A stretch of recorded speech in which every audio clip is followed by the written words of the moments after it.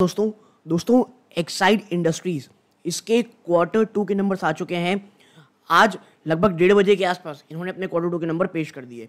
Numbers अभी तक मैंने देखे नहीं है, साथ में देखेंगे। और हाँ, कुछ इंपॉर्टेंट अपडेट्स आई हैं इसके साथ, ये भी देखना पड़ेगा। मैं जब वीडियो रिकॉर्ड कर रहा हूँ, स्टॉक बहुत ही भयंकर गिरावट दिखाया है। ऑलमोस्ट 419-20 के आसपास ट्रेड कर रहा है दोस्तों।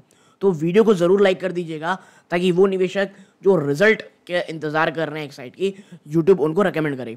अब चलते हैं करके नंबर्स की तरफ। देखिए, सबसे पहले बात कर लेंगे, ये सितंबर 2024, ये पिछले क्वार्टर का, ये एक साल पहले का। Okay, revenue from operations 4,450 crore rupees है, जो एक साल पहले 4,300 आप कह सकते हैं 71 करोड़ थी। तो ईयर ऑन ईयर बेस पे कोई ऐसा जंप नहीं है जो बहुत अच्छा हो। और एक क्वार्टर पहले ये 4,435 करोड़ था, वहाँ से भी कोई बहुत बड़ा जंप नहीं आया है। अदर इनकम 40 करोड़ की है, जो एक साल पहले 37.39 करोड़ की थी। पिछले क्वार्टर में 16.33।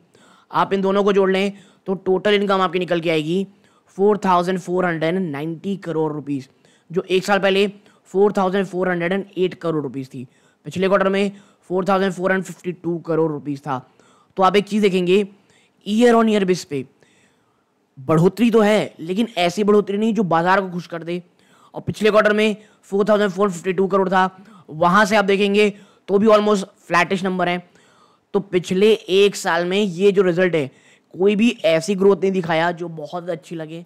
ठीक है, ये पहला प्राइमा फेसिया रिजल्ट। अब क्या खर्चों ने स्थिति थोड़ी संभाल ली है। कॉस्ट ऑफ मटेरियल 3,123 करोड़ है। पिछले क्वार्टर पिछले साल ये कितनी थी दोस्तों, क्योंकि ये पिछले साल का नंबर है ना, याद रखिएगा 30 सितंबर का। पिछले साल कितनी थी यहाँ पे, ये 2,989 करोड़। तो यहाँ पे थोड़े बहुत खर्चे बढ़ते दिखाई दे रहे हैं। क्वार्टर ऑन क्वार्टर बेस पे भी खर्चे बढ़ते दिखाई दिए हैं। अब बात कर लेते हैं क्या इन्वेंट्री बढ़ी है या घटी है। तो 229 करोड़ की ये पॉजिटिव इन्वेंट्री, बढ़ी हुई इन्वेंट्री है, जो एक साल पहले ये 107 करोड़ थी। तो यहाँ पे लगभग आप कह सकते हैं 120 करोड़ के आसपास, 122 करोड़ की बढ़ोतरी आपको यहाँ देखने को मिल रही है। बचत हो गई आप कह सकते हैं। पिछले साल यहाँ पर ये 110 करोड़ का नेगेटिव थी, तो यहाँ पर 200 आप कह सकते हैं, यहाँ पे 110 करोड़ और जोड़ लें। अब एम्प्लॉय बेनिफिट एक्सपेंस 329.96 करोड़ है, जो एक साल पहले 300 करोड़ था। यहाँ एक और खर्चा बढ़ता दिखाई दिया, और क्वार्टर ऑन क्वार्टर बेस पे ऑलमोस्ट सेम है, थोड़ा बहुत बढ़ता हुआ दिखाई दे रहा है। फिर सबसे बड़ा खर्चा क्या है, अदर एक्सपेंसेस 673 करोड़ है, जो एक साल पहले 598 करोड़ थी। यानी यहाँ पर फिर बड़ी बढ़ोतरी देखने को मिल रही है। पिछले क्वार्टर में 633 करोड़ रुपीस था ये दोस्तों। ओके, अब आप जब टोटल एक्सपेंसेस देखेंगे, आप क्या पाएंगे, 4,157 करोड़। एक साल पहले कितने था, 4,043 करोड़ रुपीस। यानी खर्चे आपके लगभग आप कह सकते हैं यहाँ पर 154 करोड़ रुपीस का बढ़ोतरी लगभग आपको देखने को मिल रहा है दोस्तों, जो एक पिछले क्वार्टर में 4,136 करोड़ था। और यही कारण है आपका profit before tax of the period आएगा 332 करोड़ रुपए, जो एक साल पहले 365 करोड़ थे। ह्यूज फॉल है ये ईयर ऑन ईयर बेस पे। और क्वार्टर ऑन क्वार्टर बेस पे आप देखेंगे तो थोड़ी बहुत आपको बढ़ोतरी होती हुई दिखाई दे रही है दोस्तों। ओके, और जब आप यहाँ नीचे जाएंगे और आप देखेंगे कि टैक्सेशन के बाद आपका टोटल कॉम्प्रिहेंसिव इनकम आपकी कितनी आई है, तो आपकी आई है 1,188 करोड़ रुपीज़, जो एक साल पहले 166 करोड़ थी। पिछले क्वार्टर में आप देखेंगे तो ये इस प्रकार है। लेकिन ये चीज़ नहीं है, मेन आपको ये देखना है, क्योंकि यहाँ पे इनकम टैक्स रिलेटेड आइटम हैं, उनके कारण आपको इतना अच्छा पॉजिटिव जंप देखने को मिल रहा है। ओके, और टोटल अदर कॉम्प्रिहेंसिव इनकम के कारण, वरना नेट प्रॉफिट आप देखोगे आफ्टर टैक्स तो 233 करोड़ आपका मात्र प्रॉफिट रह गया है, जो एक साल पहले 270 करोड़ था। मुझे ये लगता है this is not good at all. और यही कारण है कि आपकी जो EPS है यहाँ पे वो ₹2.72 है, जो एक साल पहले ₹3.16 थी, और पिछले क्वार्टर में ₹2.59 थी। तो यहाँ पर आपको गिरावट देखने को मिले। और याद रखिएगा, यहाँ पर ईयर ऑन ईयर देखना है हमको नंबर्स। ओके, अपने सहूलियत के अनुसार हमको चेंज नहीं करना है। और यही कारण देखिए आप यहाँ पे गिरावट देखने को मिल रही है। आपको स्टॉक प्राइस में एक हिट देखने को मिल रहा है। हाँ, कुछ अपडेट्स कंपनी ने दिए हैं जो हम यहाँ पे देखना चाहेंगे। देखिए, ये यहाँ पे कहा जा रहा है कि आपका revenue from operation unit crore आप देखेंगे तो ये Q2 में इतना रहा, एक साल पहले इतना था। यानी आपकी रेवेन्यू फ्रॉम ऑपरेशन में यहाँ पे जंप देखने को मिल रही है। एबिटा में आपका यहाँ थोड़ा बहुत जंप देखने को मिल रहा है। आपका PBT, प्रॉफिट बिफोर टैक्स, आपकी थोड़ी बहुत जंप है। Okay, PAT, profit after tax में आप देखेंगे स्टैंड अलोन परफॉर्मेंस की बात हो रही है, कंसोलिडेट की नहीं, आपके यहाँ थोड़ी बहुत बढ़ोतरी है।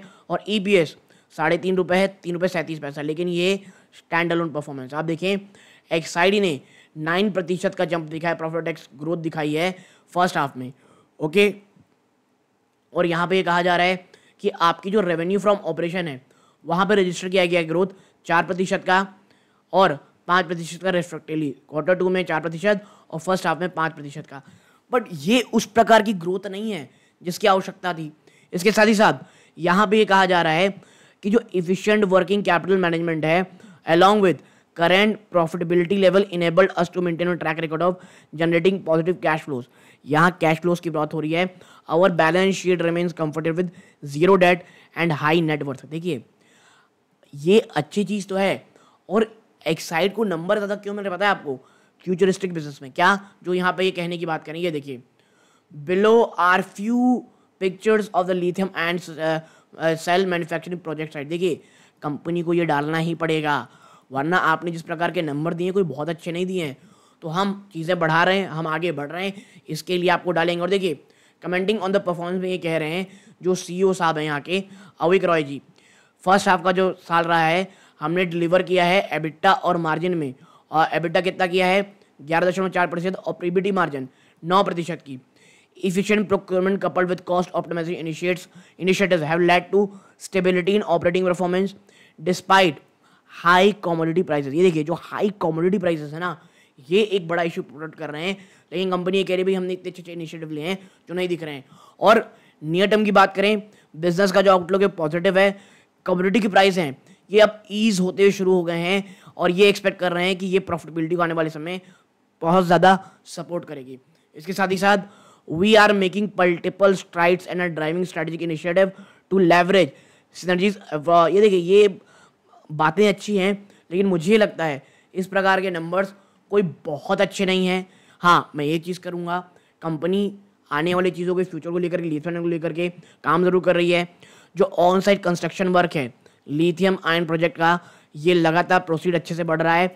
And all the function include manufacturing, procurement, R&D, IT, finance, quality and safety, HR etcetera are working relentlessly to ensure project completion. Okay, मतलब यहाँ पे जो मेन फोकस है वो यही है कि लिथियम एंड बैटरी का जो प्रोजेक्ट है वो हम बहुत अच्छे तरीके से आगे बढ़ा रहे हैं दोस्तों।